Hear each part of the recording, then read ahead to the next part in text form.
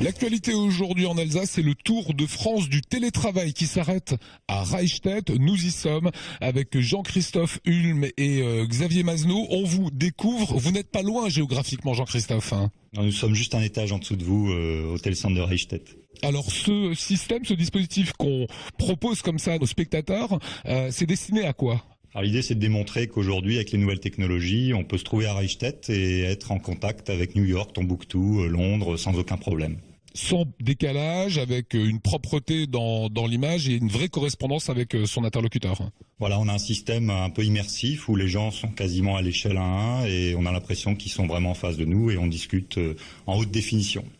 Alors un mot sur les chiffres, il y a un an à l'ouverture de ce centre de télétravail, 7 à 8% des entreprises avaient recours au télétravail. Aujourd'hui, on en est où ?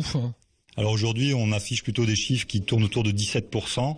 Là-dedans, sachant qu'il y a des télétravailleurs officiels pour lesquels les entreprises ont fait toutes les démarches adaptées, et d'autres qui sont des télétravailleurs gris, donc des gens qui pratiquent le télétravail mais sans que ce soit officialisé dans leur entreprise.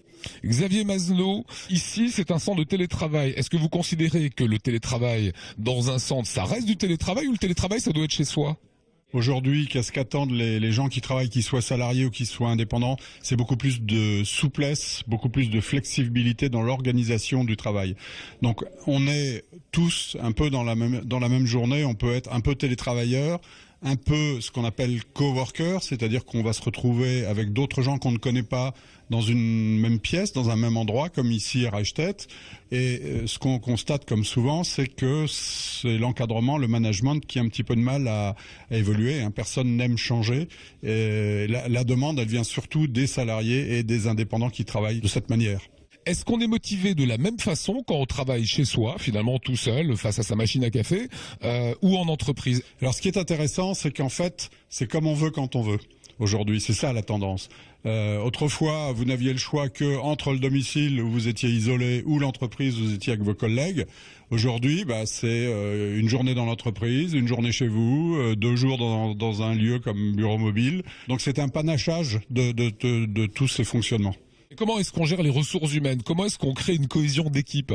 Les entreprises qui mettent leurs salariés en télétravail doivent passer par une phase de négociation, de discussion et ensuite de mise en œuvre dans laquelle on va avoir de l'assistance en ligne, on va avoir de la formation pour les managers ou pour les salariés.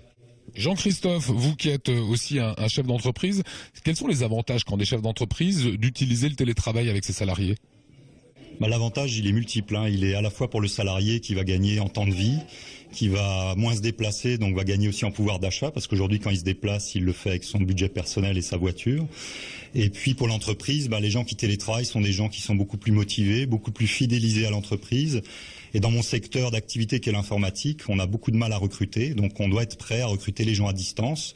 Les 2 derniers recrutements qu'on a effectués sont une personne dans les Vosges et une autre à Saint-Avold. Et grâce aux technologies, on peut le faire aujourd'hui sans trop de difficultés. Mais si on n'avait pas cette possibilité de faire du télétravail, aujourd'hui on ne pourrait pas recruter à Reichstett facilement. En gros, c'est de la mobilité numérique. Exactement. Dernier petit point, qu'est-ce que vous attendez aujourd'hui de ce Tour de France du télétravail qui arrive à Reichstett ?